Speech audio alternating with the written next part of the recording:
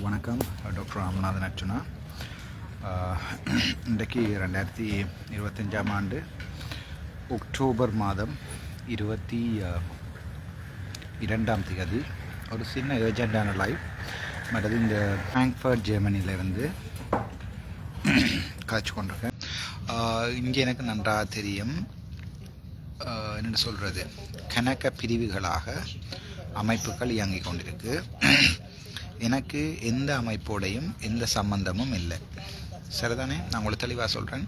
என்ன ஒரு அமைப்புகளை கொண்டே போட்டு அமைப்புன்ற முகவராக வேலை செய்ய பண்ணுறேன்றெல்லாம் சரியான கஷ்டம். அதால் எந்த அமைப்புகளாக இருந்தாலும் உங்களுடைய டவுட்டுகளை வந்து கேட்கலாம். இப்போ எங்களுக்கு தானே தலைவர் இல்லாமல் போன பிறகு 10,000 தலைவர் மாதிரி இருக்கிறோம் நாங்கள். ஸோ நோர்வேயில் இருக்கிற அல்லது வேறு நாடுகளில் இருக்கிற ஈவன் சுவிட்சர்லாண்டில் இருந்து கூட என்னோட கேட்டிருந்தவன் உங்களுடைய ஆக்கள்கிட்ட அந்த கேள்வியில் அனுப்பி நோர்வேயில் வச்சு என்னோட அந்த கேள்வியில் கேட்கலாம். இதில் உங்களுக்கு இருக்கிற டவுட்டுகள் எல்லாத்தையுமே தீர்மானிக்கொள்ளலாம். எந்த ஒரு பாராளுமன்ற உறுப்பினரும் இந்த வரைக்கும் நான் இப்போது போயிருக்கிற ஆழம் வரைக்கும் போனதும் இல்லை.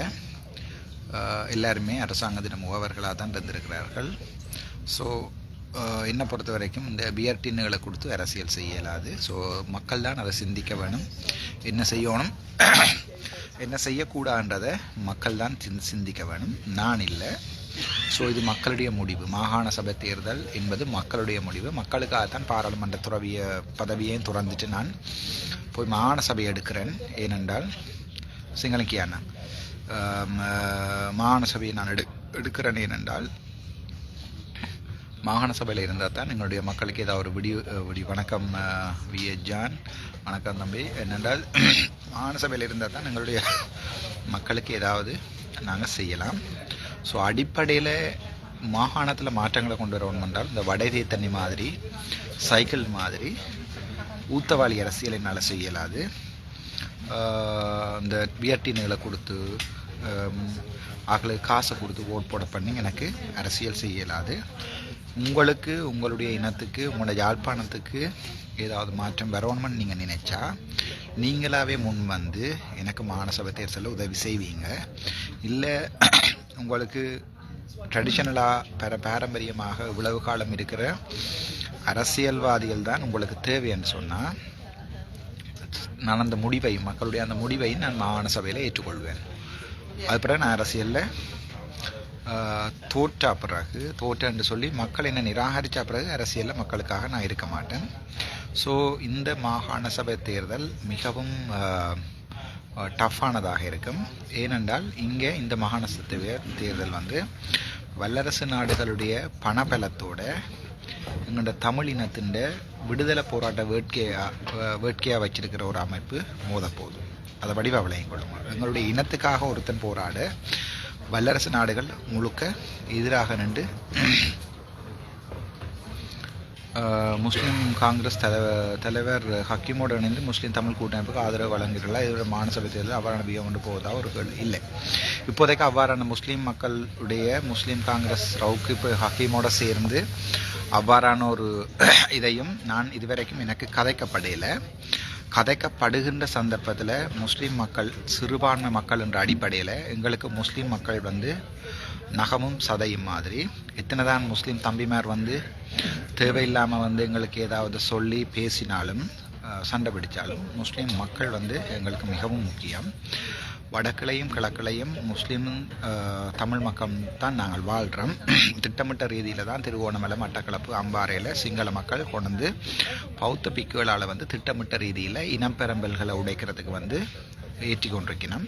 ஸோ கிழக்கு மாகாணத்திலையும் வடக்கு மாகாணத்திலையும் வாக்கு போட்டாலும் போடாட்டிலும் சமமாக தமிழ் மக்களை நான் எவ்வாறு பார்க்குறேனோ அதே மாதிரி சிங்கள முஸ்லீம் மக்களையும் நான் சமமாக பார்ப்பேன். ஆனால் நான் ஒரு தமிழன்.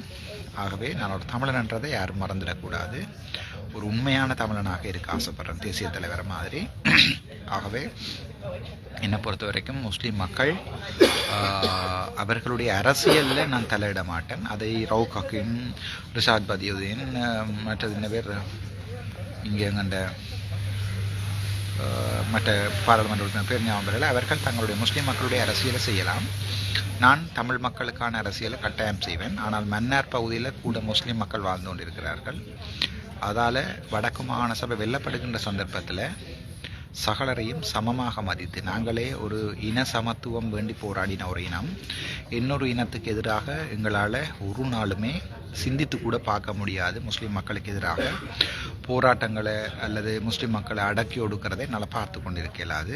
ஆகவே முஸ்லீம் மக்களோட சேர்ந்து அரசியல் செய்யாட்டிலும் என்னுடைய அரசியல் அவர்களுக்கும் ஆனது என்றுதான் நான் என்னுடைய கணிப்பு. நீங்கள் சில பேர் தவறாக பேசினால் கூட நான் அதை பொறுத்து கொண்டிருக்கிறேன் என்றால் நான் ஒரு நீண்டகால சிந்தனை உள்ளவன்.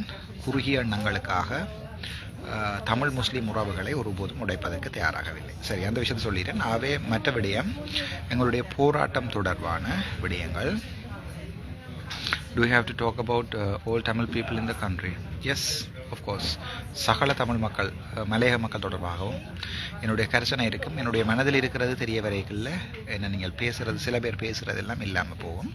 ஸோ அது வரைக்கும் வெயிட் பண்ணுவோம். சாகாஸ்டிக்காகவும் இருக்க தெரியும். ப்ரொஃபஷனலாக போய் ஐரோப்பிய பாராளுமன்ற ஒன்றியத்தில் ஜிஎஸ்பி ப்ளஸில் நடக்கிற விடயங்களை, இலங்கையில் நடக்கிற விடயங்களையும் எங்களுக்கு தமிழ் முஸ்லீம் மக்களுக்கு ஷாலினி தாராளமாக கேட்கலாம். தமிழ் முஸ்லீம் மக்களுக்கு நடக்கின்ற அநியாயங்களை இன்றைய தினம் கதைக்கப்பட்டிருக்கிறது. அதற்குரிய ரிப்போர்ட்டுகள் தயாராகி கொண்டிருக்கிறது. ஸோ அதை நான் கொடுப்பேன். நான் தொடர்ந்தும் சர்வதேச நாடுகள்கிட்ட எங்களுடைய தமிழ் மக்களுடைய பிரச்சனைகளை உண்மையாக கதைப்பேன்.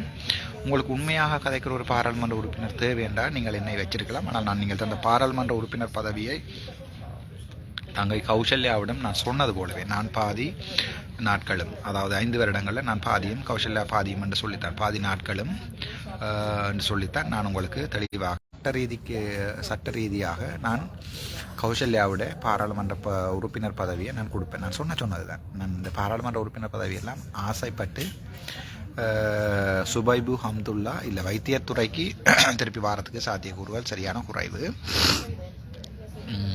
ஓகே, என்ன கேட்டீங்கள்? அது நீங்கள் கேட்குற கேள்விகள் எல்லாத்தையும் தாராளமாக என்னோட கேட்கலாம்.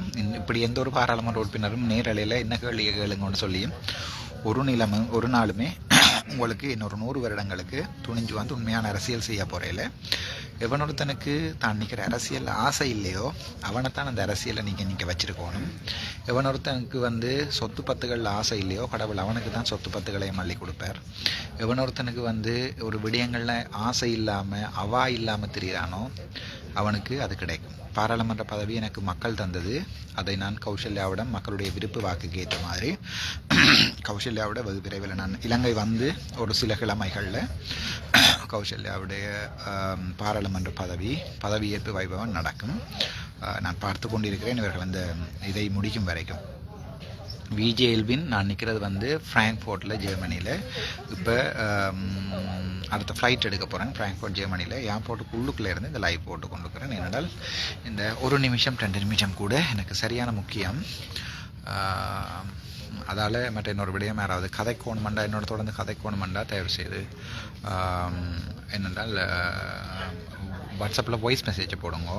எடுத்து கதைச்சி எல்லோருடையும் கதைக்க சரியான கஷ்டமாக இருக்குது. நான் ஒரு வெளிப்படையான பாராளுமன்ற உறுப்பினர். இலங்கையில் இருக்கிற எந்த பாராளுமன்ற உறுப்பினருடைய தொலைபேசி இலக்கமும் வெளிப்படையாக யாருக்குமே தெரியாது, அர்ச்சுனாவை தவிர. சரிதானே? அதுதான் நான் சரியாக பிஜேஎல்பி. நான் இப்போ திரும்ப சொல்கிறேன். நான் ஃப்ராங்க்ஃபர்ட்ன்றது ஜெர்மனியில் இருக்கிற ஏர்போர்ட் ராசா.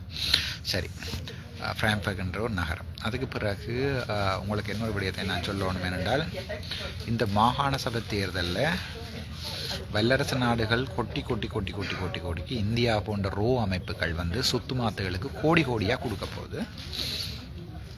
ஸோ இந்தியா போன்ற ரோ அமைப்புகள் கோடியாக கொடுத்தாலும் அங்கே எந்த ஒரு அரசின் பின்புலமும் இல்லாமல் எந்த ஒரு சர்வதேச நாடுகளும் காசு ஃபண்ட் பண்ணாமல் மக்களுடைய ஆதரவோடு மட்டும் நான் இருக்கிறேன். எனக்கு எந்த அரசாங்கமும் பின்னுக்குள்ள இல்லை, எந்த அமைப்புகளும் பின்னால் இல்லை. அப்படி பின்னால் ஒரு ஆளை வச்சிருக்கிற நிலைமையிலையும் நான் இல்லை. சரிதானே? ஆகவே உங்களுக்கு உண்மையான ஒரு அரசியல் எதிர்காலம் வேணுமாக இருந்தால் நீங்கள் என்ன நிராகரிக்கலாம். தாராளமாக இடத்தை காட்டில அரசாங்க சனம் இருக்கிறாப்பா. சரி, என்னென்றால் மெட்டாக்களுடைய முகம் தெரியத்தக்கனையாக நான் லைவ் போட இயலாது. இது ஏர்போர்ட்டுக்குள்ளே செக்யூரிட்டி இஷ்யூஸ் இருக்குது. சரி, நல்ல விஷயம். மற்றது என்னென்றால் எனக்கு வந்து அப்படி அரசியல் செய்ய இயலாது. ஒரு அரசியல் இப்போ கனபேர் நினைக்கணும் நான் மொக்கனண்டு, நான் நினைக்கிறேன் கனபேர் மொக்கனண்டு. சில பேர் வந்து நினைக்கணும் என்றால் இவனை எப்படியாவது ஏதாவது ஒரு வேலைகளில் கொண்டே விழுத்தி பொம்பளை பிரச்சனையை ஒன்றை உருவாக்கி இவன் பேரை கெடுக்கலாம், அல்லது வந்து காசை கொடுத்து காசு வேண்டிட்டானு சொல்லி இவனை கிருசங்க சாப்பிட்டேன். ஓகே, எஸ் கவரேஜ் பிரச்சனை ஏர்போர்ட்டுக்குள்ளே தானே. ஸோ காசு இல்லை, காசை கொடுத்து வணைய மாற்றலாமல் நினைக்கணும். அரசியலை விட்டு விலத்துவேனே ஒழிய கரை படிந்த அரசியலோட ராமநாதன் அர்ஜுனா ஒரு நாளுமே போக மாட்டேன். சரிதான், நான் நினைக்கிறது வந்து ஏர்போர்ட் தம்பி காட்டுறதுக்காக ஏர்போர்ட்டுக்குள்ளே அகல முகத்தை காட்டிலாது.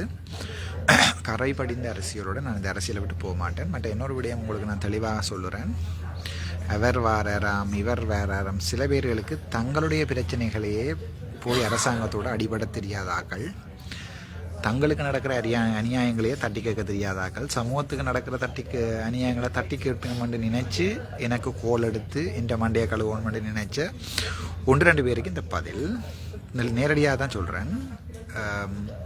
என்னென்றால் எங்களுக்கு எல்லாருடைய வேலை பின்னல் யாரோடைய நிற்கணும் யாரோட இயக்க பின்னமென்று எல்லாம் தெரியும். அதால் நான் சொல்கிறேன், எந்த அரசியலில் எனக்கு முதலமைச்சர் ஆசையோ எம்பி ஆசையோ எல்லாம் இல்லை, வடிவாக விளங்கிக் கொள்ளும். நான் இந்த முறை இந்த அரசியலுக்கு நிற்கிறது இதை ஒரு மாற்றம் உண்ட வடக்கில் உடனடியாக கொண்டு வரலாம் என்று தான். சரிதானே, இந்த அரசியலை நான் நிற்கிறது இதை மாற்றம் உண்ட உடனடியாக கொண்டு வரலாம் என்பதற்காகத்தான் இந்த அரசியலை நான் நிற்கிறேன். குயிக்காக உங்களோட கண்ணுக்கு முன்னால் ஒரு மாற்றம் வரலாம் என்றும். அதாவது வந்து அன்றகுமார் சாநாயக்க வந்து இவ்வளோலாம் சொல்லி கொண்டு வந்தார். ஈழன் நிசான் மாதிரி ஏன்னடாப்பா இப்படி பேரில் சொல்கிறீங்க, கழிவு கழுசடையல் பேர் இல்லாதீங்க, காவாளியல் கோழிக்கல்லுங்கிற கதையில் இதில் கதைக்க வேண்டாம். நன்றி. ஏனென்றால் நான் இப்போ நிற்க போகிற அரசியல் வந்து பெரிய உரிய வல்லரசு அரசாங்கங்களுக்கு. என்னென்னா உங்களுக்கு தெரியும், இந்தியா முக்கியமாக ரோ என்ன போடத்தான் பார்க்கும். சரிதானே, ரோ வந்து என்னை போடத்தான் பார்க்கும், அதாவது என்ன சூடத்தான் பார்க்கும். ரோ அமைப்புக்கு ஒரு பெரிய தலைவலியாக இருக்கிறேன். அதே நேரத்தில் நான் நேரவே சொல்கிறேன், ரெட் அலையன்ஸ் என்று சொல்லப்படுகின்ற சைனா போன்ற இடங்களுக்கும் நான் ஒரு பெரிய தலைவலியாக இருக்கிறேன். வடக்கு மாகாண சபை சில வேளைகளில் பெரும்பாலும் என்னுடைய கைகளுக்கு வருகின்ற போது இந்த வல்லரசுகளின் ஆட்டம் எல்லாம் வடக்கு மாகாணத்தில் நடக்காதுன்றதுக்கு நான் சுத்துமாத்தோ சைக்கிளோ இல்லைன்றதும் நன்றாக தெரியும்.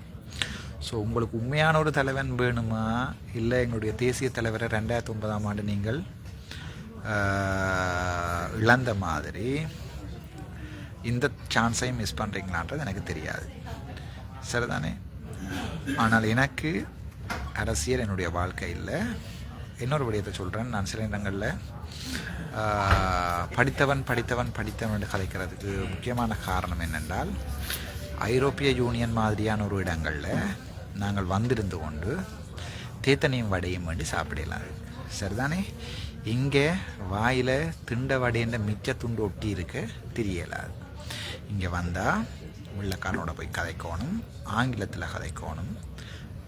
அதுகள் சரியான முக்கியம். ஆங்கிலம் மட்டும் முக்கியம் இல்லை, உங்களுக்கு ஒரு பெரிய ஒரு ப்ராட் நாலேஜ் ஒன்று இருக்கணும். ஸோ உங்களுடைய பிரதிநிதியை வைத்து தான் உங்களுடைய சமூகத்தை வெள்ளைக்காரன் ஜட்ஜ் பண்ணுவான். அது வடிவ விளங்கிக் கொள்வோம். சரிதானே, உங்களுடைய பிரதிநிதிகளை வைத்து தான் சர்வதேச நாடுகளும் கனெக்ஷன்ஸில்